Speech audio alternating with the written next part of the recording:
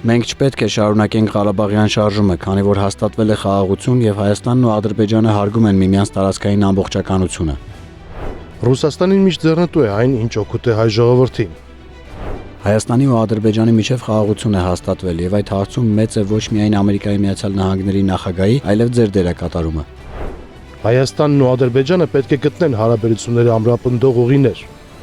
Մոսկվան ունի շատ ընկերներ գործարարների շրջանում։ Մի քանիսը նրանցից, որն ունեն Ռուսաստանի Դաշնության անցագիր, գիտեմ, գտնվում են ազատության մեջ։ Իհարկե դա ձեր որոշումն է, բայց կցանկանային, որ նրանք բոլորը կարողանան մասնակցել ներքաղաքական գործընթացներին։ Հայաստանը ժողովրդավարական երկիր է, ընտրություններին կարող են մասնակցել միայն Հայաստանի Հանրապետության անձնագիր ունեցող քաղաքացիները։ Այն մարդիկ, որոնք Հայաստանի Հանրապետության քաղաքացի չեն, նրանք պատգամավորության թեկնածու չեն կարող լինել։ Հայաստանի անդամակցությունը ԵԱՏՄ-ին եւ ԵՄ-ին միաժամանակ պարզապես անհնար է։ Հայաստանը գիտի ԵԱՏՄ-ին եւ ԵՄ-ին անդամակցությունը միաժամանակ անհամատեղելի է, բայց գործընթացները չեն հասել այն կետին, որ պետք է ընտրություն կատարել։ Հապկի մեխանիզմները չաշխատեցին եւ իրավիճակը բերեց նրան, ինչ ունենք այսօր։